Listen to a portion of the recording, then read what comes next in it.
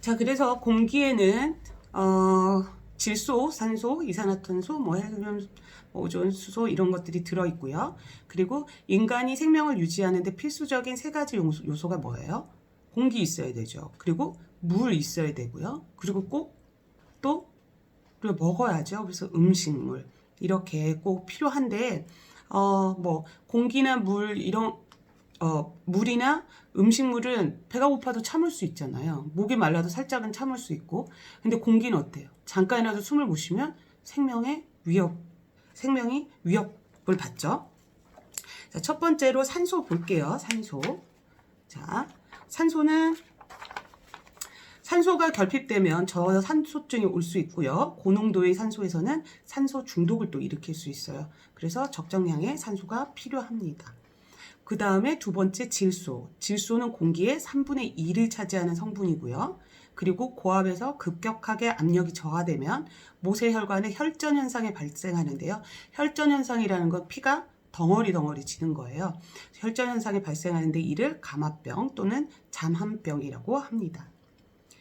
자, 성인은 호흡에 의해서 이산화탄소가 밖으로 나오게 되죠. 밀폐된 상태에서 이산화탄소가 증가하면 어떻게 될까요? 답답하고 숨을 못 쉬고요.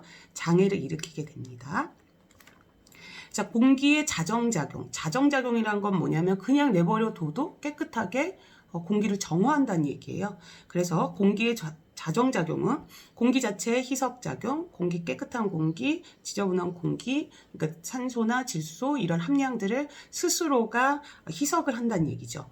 또 강우 강설 등에 의한 용해성 가스와 부유성 먼지 세정작용, 스스로 그 먼지나 부유물 이런 것들도 깨끗하게 정화한다는 거예요.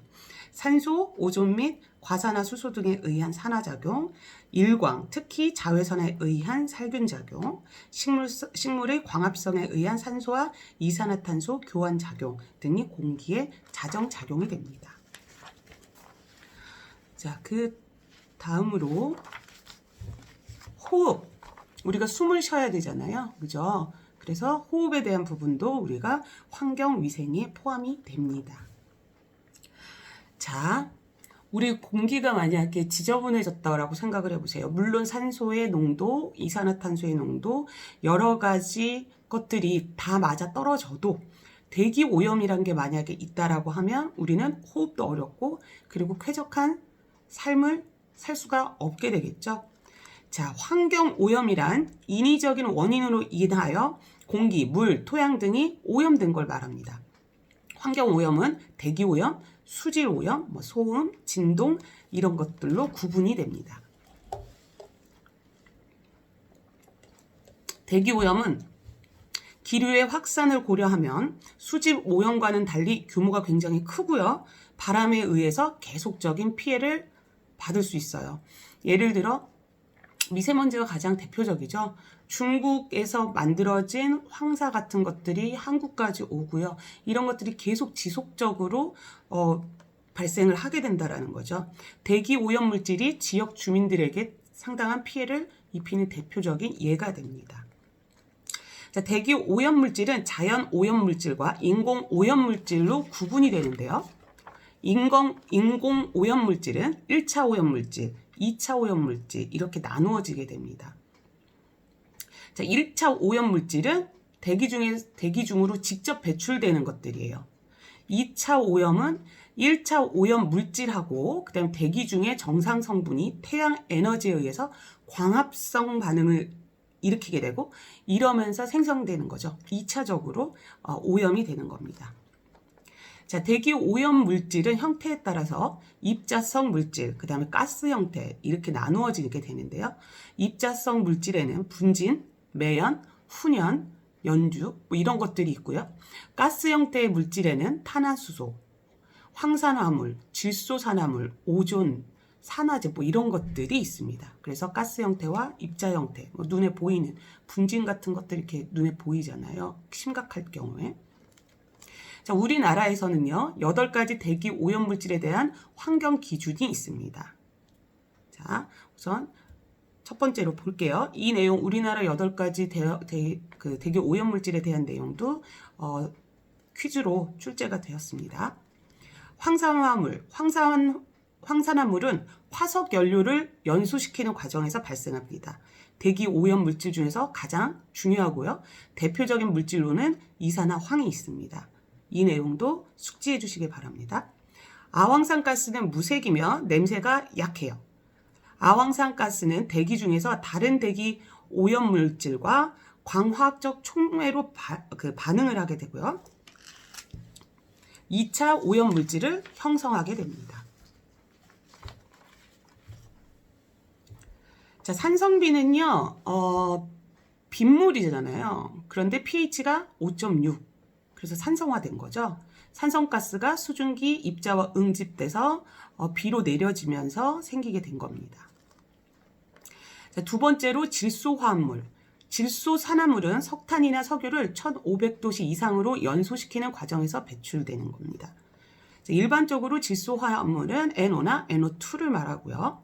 무색이고 광화학, 스모그를 생성하는 물질입니다. 부식성이 있는 산성가스고요. 안구나 비강에, 그러니까 코나 눈에 자극을 주고 폐에도 영향을 줍니다. 대기 중의 질산은 황산과 함께 산성비의 원인이 되기도 하고요. 자, 세 번째로 일산화탄소. 일산화탄소는 불완전 연소에 의해 발생하는 유독 가스입니다.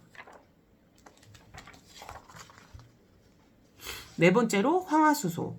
황화수소는 비스코스 공장, 섬유, 고무장갑, 피형 및 의약품 공장 등에서 배출되고요. 연소 과정에서는 배출되지 않습니다. 황화수소는 어떻다고요? 금속 표면을 부식시킵니다. 다섯 번째, 탄화수소. 탄화수소는 자동차 배출가스, 쓰레기 소각장, 공장의 매연 등에서 배출이 되는 성분입니다. 여섯 번째, 염화수소와 그리고 플루오르화수소가 있습니다. 염화수소는 염소나 염산 제조 시, 비료나 표백제 제조 시, 유기합성 및 고무공장 등에서 만들어지고요. 발생을 하고요. 그 다음에 철 제품을 부식시킵니다. 식물의 잎 탈색시키고요. 강한 자극이 있습니다. 그래서 비염, 호흡곤란, 이런 질병을 일으키게 합니다. 또 플루오르화수소는 알루미늄을 재련하거나 인산비료 제조 공장, 주철 공장, 도자기나 벽돌 공장 등에서 발생하고요. 농작이나 가축에게 해를 주는 성분입니다. 일곱 번째, 암모니아입니다. 암모니아는 암모니아를 냉매로 하는 냉동 공장, 비료 제조, 표백, 색소 제조 이런 공장 등에서 발생을 하고요. 불쾌한 자극성 냄새가 나고 무색입니다. 눈과 호흡기 자극하고요. 농도가 높으면 호흡을 할 수 없으니까 사망에 이를 수 있습니다. 대기 오염 물질은 호흡기를 통해서 체내로 침입을 하게 되죠. 그래서 인체에 주는 대기 오염 물질 중에서 인체에 영향을 주는 일산화탄소. 일산화탄소는 혈액 중에 헤모글로빈과 결합을 해서 세포 조직에 무산소증을 발생시킵니다.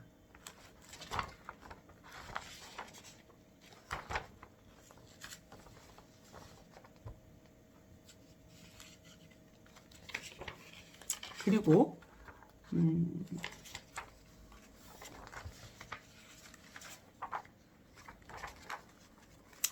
또 그리고 또 일산화탄소는요, 구통, 복통, 시각장애, 이런 것들의 질병을 야기시키고요. 아황산가스는 안구나 호흡기 점막, 그 다음에 비염, 인후에 손상을 줘서 세포에 쉽게 감염되게 합니다. 안구 자극하고 기침 나오게 하고요. 호흡이 곤란해지게 합니다. 다음으로 세 번째, 낙. 자동차 배출가스를 통해서 대기로 방출되고요. 심한 경우에는 간 기능, 심장 기능, 그리고 중추신경계에 영향을 주는 성분입니다. 그래서 아래 표를 보시면요. 61쪽에 표에 오염 물질별 영향이 정리가 되어 있습니다. 자, 동식물에 영향을 주는 성분들이 있는데요. 동식물도 똑같이 영향을 받게 되겠죠. 플루오로 화합물에 오염된 목초를 먹였더니 그 동물이 치아가 망가졌다. 이런 보고도 있고요. 그 다음에 플루오르가 함유된 뽕잎을 먹은 누에가 어떻게 됐어요? 성장 발육이 지연되는 이런 보고도 있었습니다. 또 식물에도 영향을 주는데요. 어떤 영향을 주냐면요. 엽록소를 부식시켜서 식물의 광합성 작용이나 호흡 작용에 장애를 주고요. 새싹의 선단부나 줄기에 황백화 현상, 그러니까 누렇게 잎이 뜨게 되는 현상을 일으킵니다. 잎사귀 부분은 썩고요. 그 다음에 하얗게 됩니다.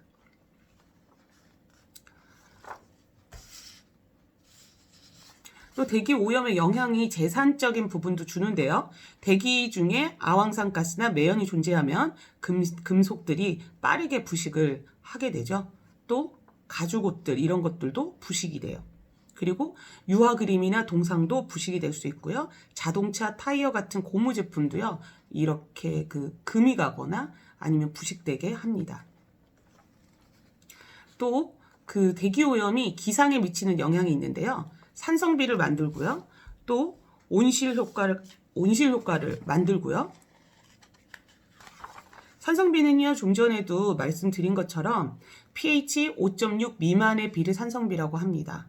그러니까 이 수치가 점점 낮아질수록 강산이 되죠. 황산화물, 질소화합물, 탄소화합물 등이 대기 중에서 황산, 질산, 탄산으로 변한 후에 빗물에 함유돼서 내리게 되는 겁니다. 자, 온실 효과는요, 어떻게 되는 거냐면 점점 더 지구가 뜨거워지는 거죠. 그래서 지표면, 땅의 온도가 상승하게 됩니다. 그래서 이산화탄소에 의한 지표면 온도 상승 효과를 온실 효과라고 합니다. 방지책으로는요, 여러 가지가 있죠. 매연, 분진, 이런 것들 안 나오게 하고, 그 다음에 황분이 적은 그런 석탄, 그리고 석탄의 사용을 현저히 줄여주고요. 그래서 공공기관과 함께 이 대기 오염에 대해서 우리가 방지 대책을 마련해야 합니다. 자, 지금까지 본 거는 바깥의 공기예요. 대기죠. 그런데 우리 실내는 어떨까요? 실내 역시도 오염이 됩니다. 실외에 있는 공기를 우린 대기, 실내에 있는 공기는 우린 실내 공기라고 하는데요. 밀폐된 공간에서 계속 있으시면요. 두통, 구토, 그리고 기분이 별로 안 좋고 이런 증상들이 나타나는데 이걸 우리는 군집독이라고 합니다.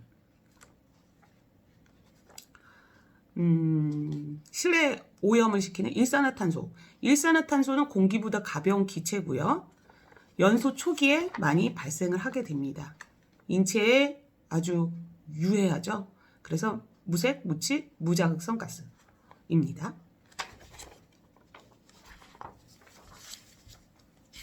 일산화탄소는 또 어떤 게 있냐면요. 헤모글로빈하고 딱 잘 붙어요.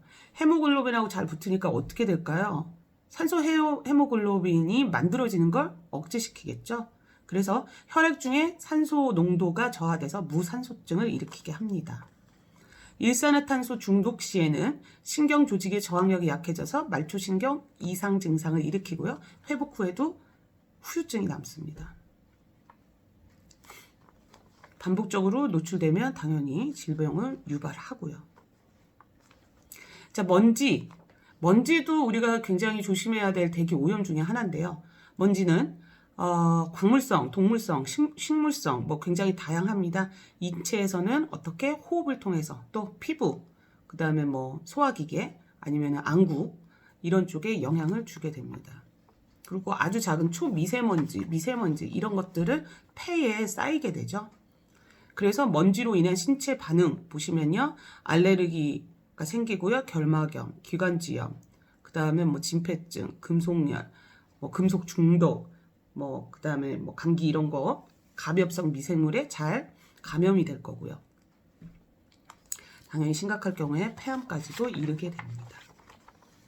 실내 공기는요.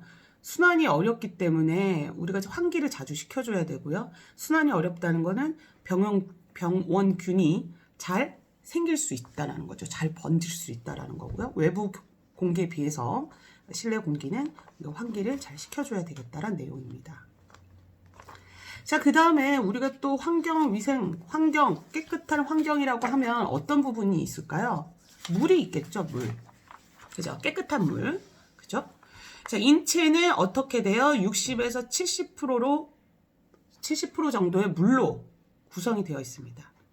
하루에 사람이 필요한 물의 양은 2에서 3리터고요. 그리고 우리가 씻고 뭐 샤워하고 빨래하고 이런 생활 용수로는 평균 300에서 400리터 정도의 물이 필요합니다. 물은 어디서 얻어지게 되냐면요. 천수, 비나 눈을 통해서, 그리고 지표수, 하천이나 호수 등지 이런 데에서 또 물을 우리가 얻을 수 있고요. 지하수, 땅 속, 그죠? 지하수는요, 탁한 정도가 낮아요. 깨끗하다는 거죠. 수질이 좋은 편입니다. 자, 복류수는요, 하천 바닥, 그 다음에 호수의 바닥에서 흐르는 내부, 그 안쪽에서 흐르는 물을 말하고요. 이거 역시도 탁도도 좋고 그 탁한 정도도 그러니까 맑다라는 거죠. 맑고 수질이 좋습니다. 해수는 바닷물인데요. 화학 처리를 해야 되겠죠. 왜냐하면 염분이나 이런 여러 가지들이 많이 들어있으니까요. 자, 67페이지를 보시면 상수원 보호구역이라고 되어 있어요. 그러니까 이 지역에서만큼은 물을 깨끗이 해라. 이 지역에서만큼은 이런 행동들을 하지 마라. 라는 부분입니다. 그래서 수질을 오염시킬 수 있는 물질, 유해 화학 물질, 농약, 뭐 폐기물 또는 뭐 오수 분뇨 또는 가축 분뇨 뭐 이런 것들, 이런 거를 버리는 이런 행위는 하면 안 되겠습니다. 또 상수원 보호구역에서는 가축을 놓아 기르지 않고요. 그 다음에 수영, 목욕, 선박, 세탁 이런 거 안 된다는 거예요. 배도 지나다니면 안 되는데 어때요? 뭐 생태계 조사를 한다거나 수질 검사를 한다거나 이럴 때 배는, 선박은 용납이 됩니다. 취사행위 하면 안 되고요. 야영, 캠핑 이런 거 하면 안 되고요. 자동차 세차 이런 것도 안 되겠죠. 그래서 상수원 보호구역이라는 걸 둬서 우리가 깨끗한 물을 필요할 때마다 얻을 수 있도록 법적으로 이렇게 규정을 하고 있습니다. 자, 우리가 그 대기, 공기의 자정작용도 우리 봤죠. 희석을 한다거나 아니면 뭐 예를 들어 광합성에 의해서 이산화탄소와 탄소가 잘 순환되게 한다거나 물 역시도요. 자연적으로 정화하는 작용이 있습니다. 그래서 물의 자정작용 보시면요. 물리, 화학, 생물학적 작용을 통해서 무해한 상태로 깨끗한 물로 변하는 과정입니다. 역시나 희석작용, 침전작용, 자외선 살균작용, 산화작용, 수중 생물에 의한 식균작용 등등이 있습니다.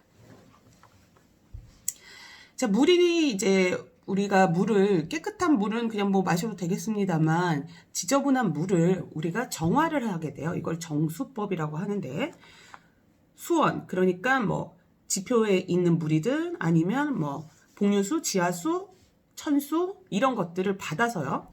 정수전까지 도착을 합니다. 그러니까 물을 깨끗하게 하는 곳이죠. 이때 그 운반된 물이 정수가 되는 과정이 있는데요. 침전, 여과, 그 다음에 소독의 순서로 이제 물이 깨끗해지게 됩니다. 침전은요, 보통 침전과 약품 침전 두 가지가 있는데, 보통 침전은 침전지에서 유속을 느리게 하거나 부유물을 침전시키는 방법. 천천히 하는 거죠. 약품은요, 침전되지 않은 부유물에 응집제를 주입해서 불용성 응집이 되게 하는 거죠. 그래서 내려앉게 하는 겁니다. 지저분한 것들을. 그래서 부유물, 색도, 탁도, 냄새 등의 제거가 가능합니다.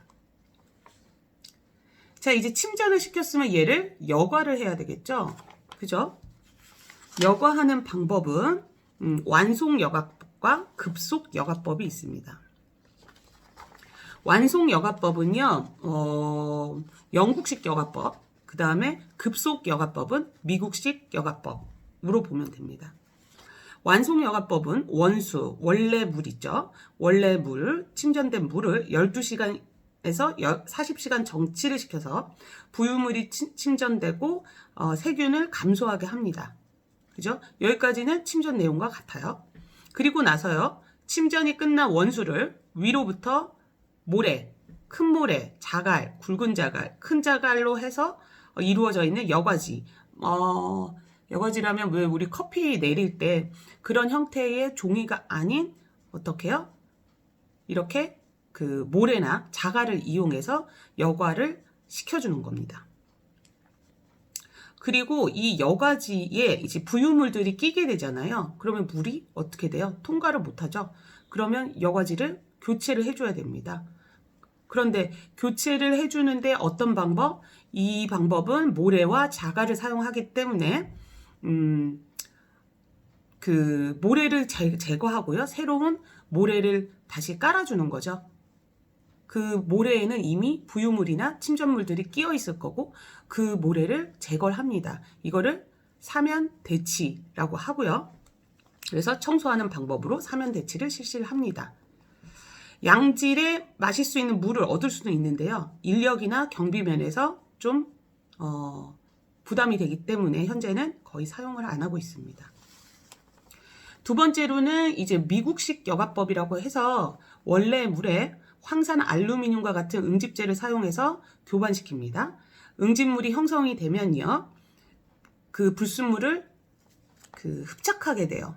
그런데 여기 아래 표를 보시면요. 이거를 흡착해서 없애는 방법이 물을 굉장히 강한 압력으로 쏴서 걔네들을 날려보내는 거거든요. 그래서 역류세척이라고 하고요. 청소 방법으로는 급속 여과법 같은 경우는 이제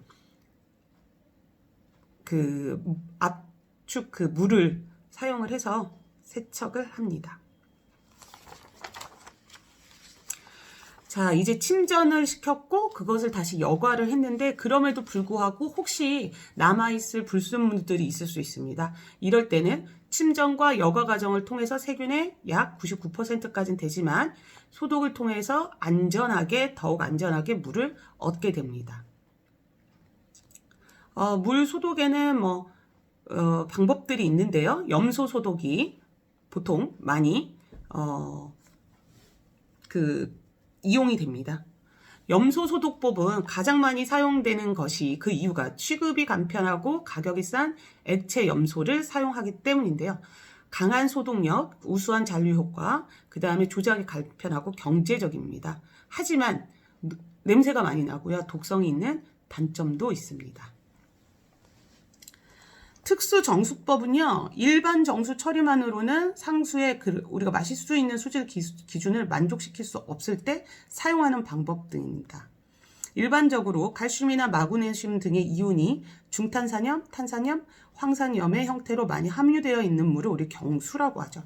그래서 경수 같은 경우는 어떻다 그랬죠? 거품이 잘 나지 않는다 그랬어요. 그리고 또 파이프, 보일러 파이프 같은 것에 이렇게 끼어서 결석 같은 것을 만들고요. 피부를 또 거칠게 하기 때문에 끓여서 이것들을 없애주기도 해요. 그래서 끓여서 연수가 되는 것을 우리 일시경수라고 하고요. 끓여도 안 되는 거 있죠. 끓여도 안 되는 경우는 우리는 영구경수라고 합니다. 영구경수, 일시경수 같은 경우에는 끓여서 해결이 되기 때문에 문제가 없는데 영구경수 같은 경우에는 석회소다법이나 제올라이트법을 이용해서 연수로 만듭니다.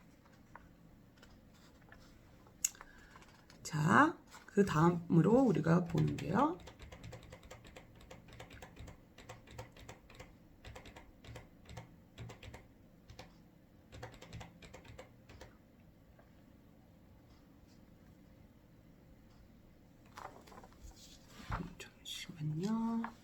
오케이. 수영장과 공공욕장 보시면 수영장은요 자연 수영장 있죠. 호수, 바다, 강 이런 자연 수영장이 있고요. 그다음에 인공 수영장이 있습니다.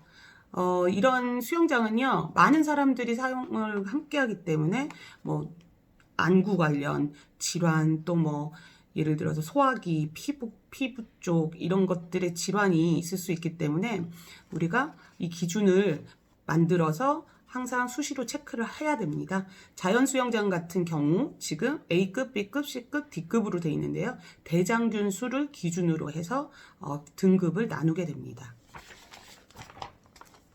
수영장은요, 아마 수영장 가셔서 많이들 보셨을 텐데, 어떻게 해요? 소독액을 넣거나 아니면 물 전체를 바꿔주죠.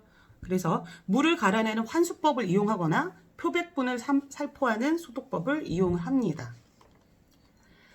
자, 목욕탕이나 사우나, 온천 이런 데 역시도 여러 사람들이 사용을 하기 때문에 우리가 수질 검사를 해야 되는데요. 이런 곳에서는 첫 번째로 생물학적 시험을 합니다. 현미경으로 보는 거예요. 두 번째로 세균학적 테스트를 합니다. 대장균이 배양될 수 있는 적당한 영양이랑 그 다음에 온도를 제시하고 관찰을 하는 거죠. 그 다음에 세 번째로 이화학적 테스트가 있는데요. 물 위에 있는 부유물이나 용해 성분의 종류나 양을 측정하는 방법입니다. 자, 우리가 깨끗한 물은 얻었는데 이 물을 사용하면 다시 또 지저분해지잖아요. 이 지저분한 물을 우리가 다시 환원시키는 방법입니다. 하수라고 하고요. 뭐 폐수라고도 하고 하수라고 하는데 하수는 생활에서 생기는 오수를 말하고요. 가정 하수, 산업 폐수, 지하수 및 천수 등으로 구분이 됩니다. 하수를 운반하는 시설을 우리가 하수도라고 하죠. 그죠? 이 하수도는 합류식이 있고 분류식이 있어요. 합류식은 시설비가 적게 들고요. 비가 오면 하수관이 자동으로 청소가 됩니다. 그래서 수리, 검사, 청소가 아주 쉽죠. 이런 장점이 있는 반면에 장마철에는 어떻게 돼요? 범람이 되기도 하고 그 다음에 가뭄 시에는 하수가 막히거나 아니면 냄새가 많이 날 수 있습니다. 하수 처리 과정이 있어요. 우리가 그러니까 마시는 물을 우리가 처리하는 그 정수법이 있었죠. 침전, 여과, 소독의 그 순서가 있었는데, 자, 하수는요, 예비 처리, 본 처리, 온이 처리 단계가 있습니다. 예비 처리는요, 하수 유속을 느리게 또는 멈추게 해서 부유물을 침전시킵니다. 그리고 보통 침전이나 아니면 약품 침전을 실시합니다. 상수랑 좀 비슷하죠. 하지만 소독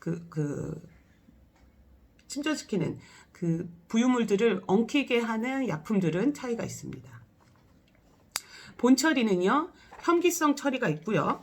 그리고 호기성 처리가 있습니다. 자, 혐기성 처리는요, 혐기성군이 무산소 상태에서 유기물을 분해를 해줍니다. 소규모의, 그러니까 양이 작은 분뇨나 하수 처리에 사용되는 부패조라는 게 있고요. 그 다음에 이모프법이라는 게 있습니다. 부패조는 탱크에 하수를 유입시키고요. 그 다음에 내부에 혐기적 미생물이 작용할 수 있게 해서 분해시키는 거예요. 더러운 물 안에 들어있는 것들을. 이모프법은 탱크를 침전실 그리고 소화실로 나누어서요. 부패조의 결점인 냄새, 악취를 좀 덜 나게 보완한 방법입니다.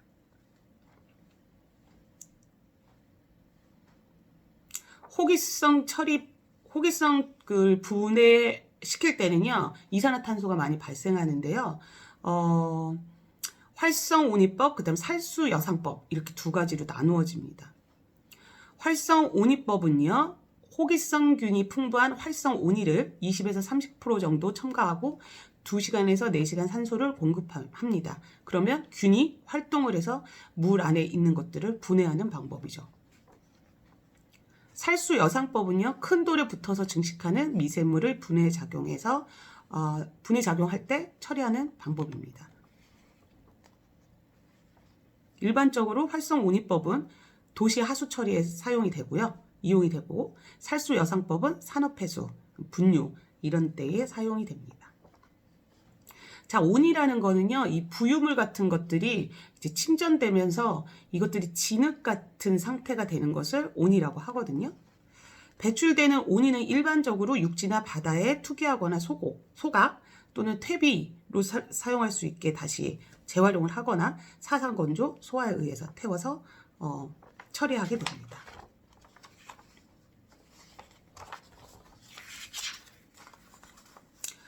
하수의 수질 기준이 있죠. 이 기준은 주로 생물화학적 산소 요구량이나 화학적 산소 요구량, 그 다음에 용존 소요량으로 나누어지게 됩니다.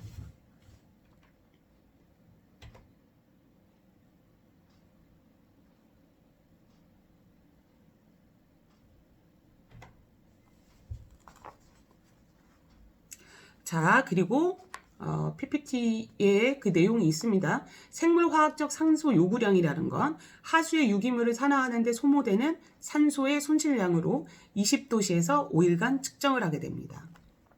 화학적 산소 요구량을 측정할 때는 유기물질을 산화제에 의해 화학적으로 산화시키기 위한 산소 요구량을 말합니다.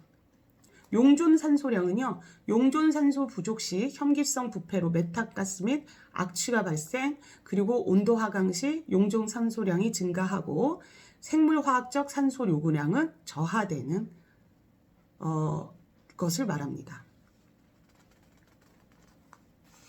자, 마지막으로 이제 수질 오염을 볼 거예요. 수질 오염. 대기 오염 봤었고요. 그 다음에 수질 오염. 수질 오염이란 이화학적 및 생물학적 오염으로 인해서 물의 자정 능력이 사라진 거예요. 물이라는 것도 대기라는 것도 스스로 깨끗해지는 능력이 있는데 이 자정 능력이 사라지거나 생물체 내에 유해 작용을 할 수 있는 상태의 물, 그것을 수질 오염이라고 합니다. 수질 오염의 발생원은 크게 점오염원과 비점오염원으로 나눠지는데 점오염원은 산업폐수, 도시하수, 분뇨와 같이 일정 장소에서 배출되는 것, 이런 오염원을 얘기하고요. 비점 오염원은 농경지나 거리 청소 및 폭우 등으로 인한 일정한 장소 없이 배출되는 오염원, 그런 오염원 두 가지를 설명드렸습니다.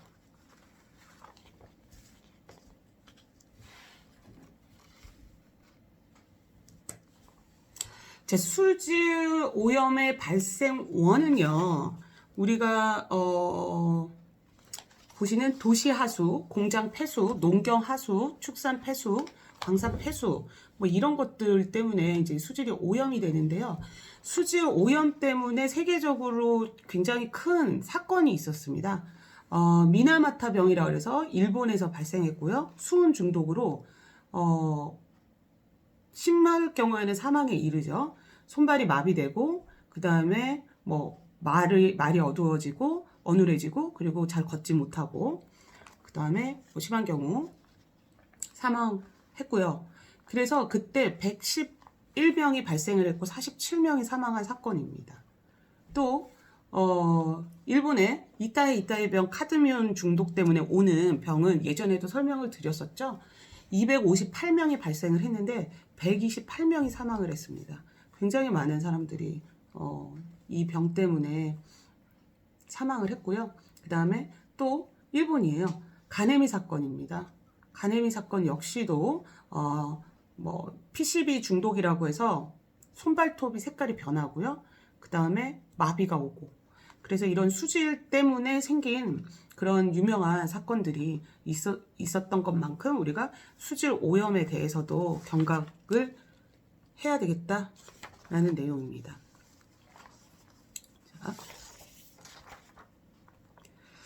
자, 수질이 오염이 되면 이렇게 인체에 굉장히 뭐 사망까지 이르게 되는 뭐 경우들이 있고요. 그리고 또 경제적으로는 어떨까요? 토양 성분이 당연히 좋지 않겠죠. 그럼 토양 성분이 좋지 않으니까 농작물이 잘 자라지 못할 겁니다. 또 그 토양이 오염되고 식물이 오염되기 때문에 물이 그 생태계가 어떻게 될까요? 파괴되겠죠. 그걸 먹은 동물들도 있고 그 물로 해서 자라난 식물들 역시나 생태계에 큰 악영향을 끼치게 될 겁니다. 자, 그러면 수질 오염을 방지하기 위해서는 어떻게 해야 할 것인가? 상하수도 당연히 정비 잘 해야 될 거고요. 산업폐수 잘 버려야 될 겁니다. 그리고 지금 현재 상황이 어떤지 실태를 정확히 파악하고 폐수 그런 버리는 방법들, 그것들을 다시 그 상수로 만들 수 있는 방법들을 우리가 연구 개발해야 될 거고요. 혹시라도 나 하나쯤이하게 안일하게 생각하는 부분이 없도록 법적으로도 규제가 잘 돼야 될 것이고, 교육을 통해서 수질 오염의 그런 그 심각도 그리고 중요성들도 알려줘야 될 것입니다. 그래서 지금까지 굉장히 조금 스피드하게 수업을 환경 위생에 대해서 우리가 한번 알아봤습니다. 이 부분은 어려운 부분은 없고요. 그 새로운 단어들이 있는데 단어들의 그 정의 아시면 될 것 같고, 우리가 뭐 기온이랄지 습도랄지 그다음에 뭐 그 대기에 대한 거, 그다음에 바람에 대한 거, 뭐 이런 것들에 대한 것은 이미 알고 있으신 부분들이 많아서 처음으로 보시는 내용들 그 부분만 집중적으로 좀 확인을 다시 하시면 좋을 것 같습니다. 다음 주에는 대면 수업으로 만날 수 있어서 너무 다행이고요. 오늘 수업 열심히 들어주셔서 감사합니다. 그렇게 어려운 부분은 없어서 아마도 문제를 푸시거나 퀴즈를 푸실 때 큰 어려움은 없을 거라고 생각이 듭니다. 수업 8주째 수업 여기까지고요. 수업 들어주셔서 감사합니다. 다음 주에 뵙겠습니다. 감사합니다.